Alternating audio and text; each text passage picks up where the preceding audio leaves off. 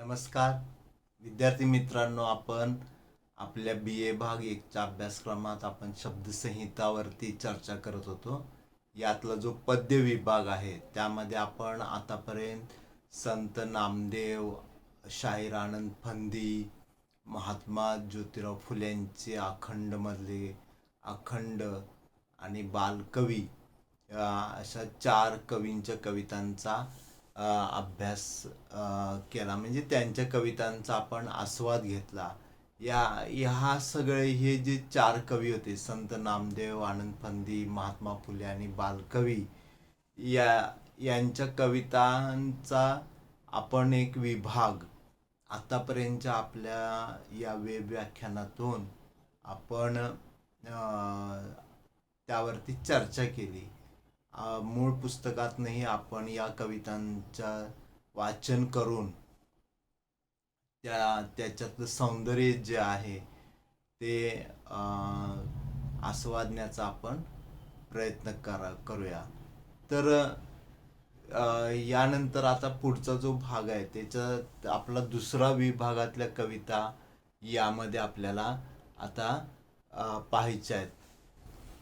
यामध्ये विंदा करंदीकर यांची माझ्या मना बंद गड आणि झपताल अशा 2 कविता आपल्याला आस्वादायच्या आहेत. त्यानंतर वारू सोनवणे यांची गोधड आणि चळवळ म्हणजे, प्रज्ञादया पवार यांची माणसासारखा माणूस असूनही आणि आग आणि फुपाटा अशा 2 कविता आपल्याला अभ्यासायच्या आहेत. आणि एकनाथ पाटील जे आहेत त्यांच्या आपल्याला जी कविता अभ्यासायची आहे त्यामध्ये शहर एक उदास पोकळी आणि शोध यात्रा अशा 2 कविता अभ्यासायच्या आहेत. तर मित्रांनो, आपण आपला पहिला विभाग जसा अभ्यासला त्या पद्धतीनंच दुसऱ्या विभागावरती आपण चर्चा करणार आहोत. आणि त्यानंतरचा जो अभ्यासक्रम आहे याची आपल्याला कल्पना आहे की तो उपयोजित मराठीचा, व्यावहारिक मराठीचा भाग म्हणून आपल्याला अभ्यासायचा आहे. तर विंदा करंदीकर यांची जी कविता आहे तिचा आस्वाद आपण घेणार आहोत. तर माझ्या मना बंद गड आणि झपताल या 2 कवितांवरती आपल्याला चर्चा करायची. विंदा करंदीकर जे आहेत तर हे विंदा हे टोपण नाव येतं.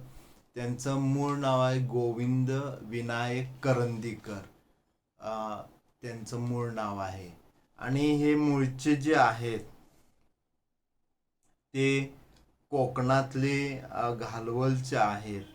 त्यांचा जो कालखंड होता तो 1918 ते 2010. विंदा करंदीकर हे यांचं मराठी काव्यात महत्त्वाचं स्थान म्हणजे जी मराठीमध्ये नवकविता सुरू झाली. साधारणपणे आपण आधुनिक कविता जी आहे ती 1818 पासून एकूणच मराठी साहित्य जे पुढं निर्माण झालं त्या सर्व साहित्याला आधुनिक साहित्य असे आपण संबोधतो.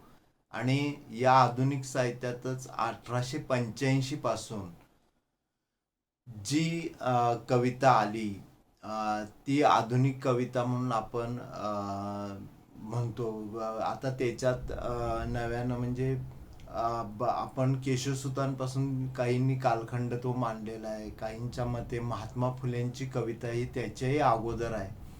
तर ती आधुनिक कवितेची सुरुवात म्हणावी असे मतप्रवाह दिसत असले तरी 1818 नंतरचे एकूणच मराठी साहित्य हे आधुनिक साहित्य म्हणून आपण संबोधतो. आता यानंतर अनेक काही ज्या घडामोडी घडत असतात, राजकीय असू दे, सामाजिक असू दे, त्या प्रत्येक घडामोडीचं प्रतिबिंब म्हणू आपण किंवा त्याची एक प्रतिक्रिया जी आहे ती साहित्यातनं उमटत असते. आणि मग आपल्याला माहिती आहे की 2 महायुद्ध झालेली आहेत. तर हा जो कालखंड आहे तो साधारणपणे 1945 पर्यंतचा आहे. आणि 1945 नंतर म्हणजे दुसरं महायुद्ध संपलं आणि एक चिंतन सुरू झालं. एकूणच मानवी जीवन, मानवी व्यवहार आणि त्याचं पडसाद साहित्यातनं उमटू लागले. आणि हे त्यामुळं 1945 नंतर जे साहित्य आहे ते नवसाहित्य म्हणजे नवी विचार, नवसंवेदन घेऊन पुढं आलेलं साहित्य म्हणून नवसाहित्य म्हणलं. तर या नव साहित्यात मग कथा, कविता, कादंबरी सगळेच वाङ्मय प्रकार येतात. आणि तो तिथनं एक टप्पा 1945 नंतरचा सुरू होतो. आणि म्हणून मित्रांनो, नवकाव्याचे प्रणेते म्हणून विंदा करंदीकरांचा उल्लेख केला जातो. त्यांनी अनेक प्रकार म्हणजे जे काव्याचे विविध प्रकार आहेत त्या सगळ्या प्रकारांची हाताळणी केलेली आहे. त्यांचा पहिला जो काव्यसंग्रह आहे त्याचं नाव आहे स्वेदगंगा. याशिवाय त्यांनी मृदगंध, ध्रुपद, जातक, विरूपिका आणि संहिता असे त्यांचे काव्यसंग्रह आपल्याला दिसतात. मर्ढेकरांचे वारसदार म्हणून त्यांचा उल्लेख केला जातो. मराठीमध्ये विंदा करंदीकरांना आणखी एक एका दृष्टीनं वेगळं स्थान मिळतं, ते म्हणजे एक प्रयोगशील कवी. पुन्हा लक्षात ठेवा, एक प्रयोगशील कवी म्हणून विंदांना ओळखलं जातं. म्हणजे मराठीतले विंदा करंदीकर हे प्रयोगशील कवी आहेत. त्यांची कविता चाकोरीबद्ध नाही, एका ठराविक साच्यामध्ये बसेल अशी नाही. तर रचनेचे नवीन नवीन प्रयोग त्या कवितेमध्ये आहेत. जाणीवेचा मुक्त शोध घेत जाणारी विंदा करंदीकरांची कविता आहे. ज्या जाणीव आहेत आपल्या, एकूणच आपल्या मानवी जीवन व्यवहाराविषयीच्या त्या सगळ्या जाणीवा घेऊन त्यांची कविता येते. आणि त्यामुळं मराठी कवितेच्या विकासातला एक अत्यंत महत्त्वाचा टप्पा म्हणून या कवितेकडं पाहिलं जातं. म्हणजे मराठीतला एक महत्त्वाचा टप्पा म्हणून विंदा करंदीकरांची आपल्याला कविता ओळखता येते. करंदीकरांची कविता ही अधिकतर समाजाभिमुख आहे. म्हणजे सामाजिक आशय जो आहे तो त्यांच्या कवितेमध्ये अधिक येताना दिसतो. त्याचबरोबर आशावाद प्रकट होतो, निराशा नाही, आशावाद त्यांच्या कवितेतनं प्रकट होतो. उपहास, उपरोध, विविध प्रतिमा यांचा वापर त्यांच्या कवितेत झालेला दिसतो. तर अशा विंदांचा आणखी एक मोठेपणा म्हणजे योगदान जे मराठी साहित्यात त्यांनी दिलं आणि एकूणच साहित्य क्षेत्रामध्ये त्यांचं योगदान आहे, त्याबद्दल त्यांना जो भारतातील साहित्य क्षेत्रामध्ये दिला जाणारा सर्वोच्च पुरस्कार आहे ज्ञानपीठ, ते ज्ञानपीठ त्यांना मिळालं. म्हणजे मराठी साहित्यामध्ये आतापर्यंत 4 ज्ञानपीठ मिळालेले आहेत. हे लक्षात घ्या. आपण मराठी भाषेचे विद्यार्थी आहोत, त्यामुळं मराठी भाषा म्हणत असताना त्यातल्या साहित्य व्यवहाराचेच आपण विद्यार्थी आहोत. आणि मग आपल्या मराठी साहित्याला आतापर्यंत किती ज्ञानपीठ मिळाले हे माहीत असणं गरजेचं आहे. तर आतापर्यंत आपल्याला 4 ज्ञानपीठ मिळालेले आहेत. तर पहिलं ज्ञानपीठ जे आहे ते लेखक वि.स. खांडेकर यांना मिळालं. त्यानंतर दुसरं जे ज्ञानपीठ मिळालं ते विष्णू वामन शिरवाडकर तथा कवी कुसुमाग्रज यांना दुसरं ज्ञानपीठ आपल्या मराठी साहित्यासाठी मिळालं. तिसरं जे मिळालं ते विंदा करंदीकर यांना मिळालेलं आपल्याला लक्षात घ्यावं लागेल. तर तिसरं मराठीतलं जे हे पुरस्कार आहे, सर्वोच्च पुरस्कार साहित्यातला ज्ञानपीठ, हे ज्ञानपीठ पुरस्कार मिळवणारे साहित्यिक म्हणून विंदा करंदीकरांचं मराठी साहित्यातलं स्थान अत्यंत महत्त्वाचं आहे. आणि चौथं जे साहित्य हे जे ज्ञानपीठ पुरस्कार आहे तो मिळवणारे लेखक म्हणजे भालचंद्र नेमाडे. तर असे आतापर्यंत 4 आपल्या मराठी साहित्यासाठी ज्ञानपीठ मिळालेले आहेत. पण लक्षात घ्या की जो ज्ञानपीठ पुरस्कार देण्यापासून म्हणजे सुरुवात झाली, तिथपासून जर बघितलं तर ही संख्या फार मोठी नाही, हे लक्षात घ्या. बाकीच्या भाषातनं जे साहित्य तयार होतं, विशेषतः कन्नड, बंगाली भाषेतनं, तमिळ, तेलुगू या भाषेतनं, हिंदी भाषेतनं जे साहित्य निर्माण होतं, तर त्यामध्ये ज्यांनी ज्ञानपीठ मिळवलेले आहेत, म्हणजे ज्ञानपीठ पुरस्कार प्राप्त असं त्या साहित्य लेखकांची जर यादी बघितली तुम्ही, तर आपल्या मराठीपेक्षा अधिक संख्येनं त्या भाषेतल्या साहित्यिकांना ज्ञानपीठ मिळालेलं आहे. म्हणजे त्या भाषेला ते किंवा त्या भाषेत तयार झालेल्या साहित्याला ते ज्ञानपीठ मिळालेले. तर असे उच्च दर्जा टिकून धरणारं साहित्य मराठीमध्ये ज्यांनी निर्माण केलं, त्यामध्ये विंदा करंदीकरांना आपल्याला म्हणजे लक्षात घ्यावं लागतं. तर 14 मार्च 2010 रोजी यांचं देहावसान झालं. विंदांच्या खूप सुंदर कविता आहेत. आपण देतासारखी कविता जर वाचली असेल तर त्यामध्ये एक 4 ओळी अशा आहेत की ज्या खूप काही आपल्याला सांगून जातात. म्हणजे देणाऱ्याने देत जावे, घेणाऱ्याने घेत जावे, घेता घेता एक दिवस देणाऱ्याचे हात घ्यावे, असं कवी शेवटी म्हणतो. हात घ्यावे म्हणजे दुसरा एखादा सारखं आपल्याला काही देतो म्हणून आपण सारखं त्याच्या पुढे हात पसरायचे नाही, किंवा दुसरा एखादा सारखी आपल्याला मदत करतोय म्हणून त्याची सारखी मदत घ्यायची नाही. एकदा तरी आपला हात पुढे झाला पाहिजे. म्हणजे त्याच्यातला जो दातृत्वाचा गुण आहे, मदतीचा गुण आहे, तो आपल्यामध्ये घ्या. म्हणजे त्याच्या संगतीत तुम्ही जास्त वेळ जाल तर तो गुण तुम्ही घ्या. म्हणजे तुम्ही पण शेवटी देणारे व्हाल, म्हणजे घेणारेच होऊ नका. असं साधं एक जीवनविषयक तत्वज्ञानाचा भाग ते सहज सांगून जातात. किंवा त्यांची तेच तेच नावाची कविता, खूप सुंदर उपवास विरोधानं अशी भरलेली कविता, की मानवी जे आपलं जगणं आहे, या जगण्याला एक एक रटाळपण आलेलं आहे, अशी तिथे भावना व्यक्त केली. आणि हे रटाळपण ज्या ज्या गोष्टीत येतं त्यापासून ते रटाळपण जायला पाहिजे, पण तसं होत नाही.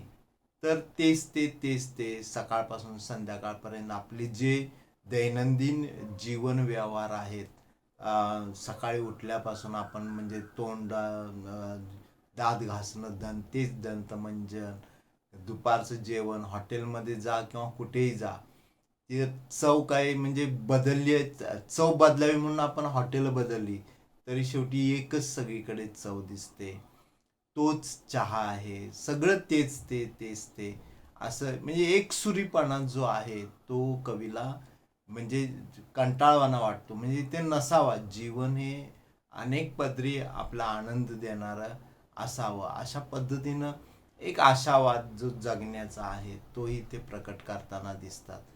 तर विंदांच्या या ज्या कविता आहेत त्यामध्ये प्रेमभाव पण कधी व्यक्त होतो, पण ती जी प्रेमाची जाणीव आहे ती वास्तवदर्शी जाणीव ते प्रकट करताना दिसतात.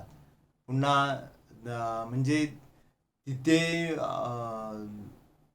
एक प्रकारचं जे स्त्री रूप आहे, त्या स्त्री रूपाचे जे वेगळे वेगळे आविष्कार आहेत ते आपल्याला पाहताना खरंच त्या एक जाणीव नेणीवेचा कवी म्हणून आपल्याला विंदांच्या कवितेतनं खूप काही त्यामधून अर्थ समजून घेता येतो. तर सांगायचा मुद्दा काय की विंदा करंदीकर यांची कविता म्हणजे अधिक तर समाजाभिमुख असल्यामुळे सामाजिक कवितेचे संदर्भ येतात. आणि म्हणजे समाजातल्या यंत्रावतार सारखी त्यांची कविता आहे, चिंदी सारखी कविता आहे.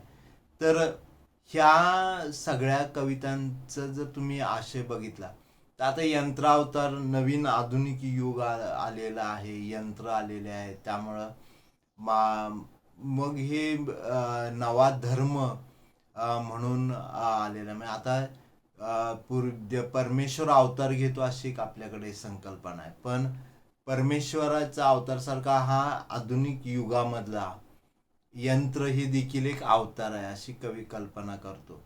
तर ह्या सगळ्या गोष्टी म्हणजे आपल्या वास्तव जीवनात जे घडतंय, ज्या घटना घडत असतात त्याचे जे परिणाम होत असतात, त्या परिणामांचं देखील एक मोजमाप त्यांच्या कवितेतनं केलेलं आपल्याला दिसतं. तर खूप सुंदर अशा विंदांच्या कविता आपल्याला दिसून येतील.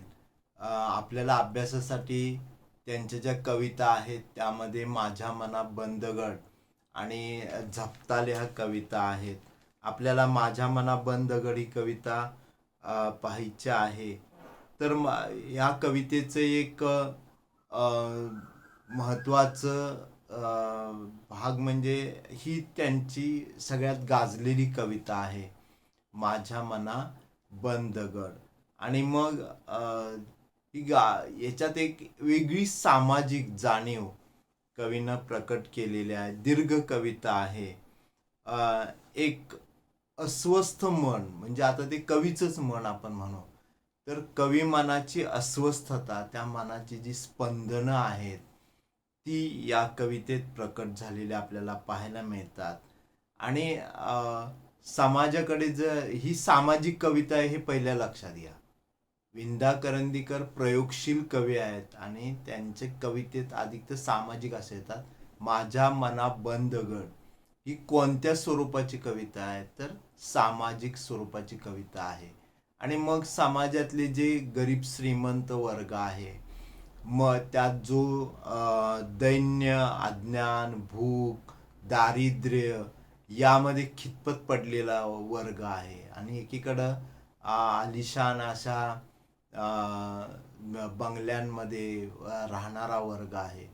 तर हे जी एक विषमता दिसते, ती विषमता कवी इथे प्रकट करतो. पण इथे लक्षात घ्या, शीर्षक बघा, माझ्या मना बंद दगड. दगड हे प्रतीक एक आलंय. आता दगड म्हटल्यानंतर दगड काय आहे, कठीण अशी ती काळ्या रंगाची वस्तू. दगड कठीण वस्तू.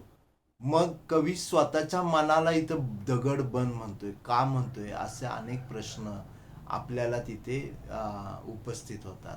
म्हणजे का म्हणत असेल कवी की माझ्या मना बंद दगड? तर ही जी आजूबाजूची वास्तव परिस्थिती आहे, ही परिस्थिती पाहून त्याच्या मनाची अस्वस्थता वाढते आणि मग ह्या परिस्थितीत काय झाला पाहिजे, बदल झाला पाहिजे. पण तो बदल होऊ शकतो का? एकटा माणूस बदल तो करू शकतो का? नाही, एकटा माणूस हा बदल करू शकत नाही, त्याच्यामध्ये ते सामर्थ्य असत नाही. आणि म्हणून मग आपला जो दुबळेपणा आहे तोही मग प्रकट होतो. ते आपल्यामध्ये ते सामर्थ्य नाही हे सगळं बदलण्याचं. आणि त्यामुळे जी अस्वस्थता आहे, जी अगतिकता आहे, ती इथं प्रकट होते.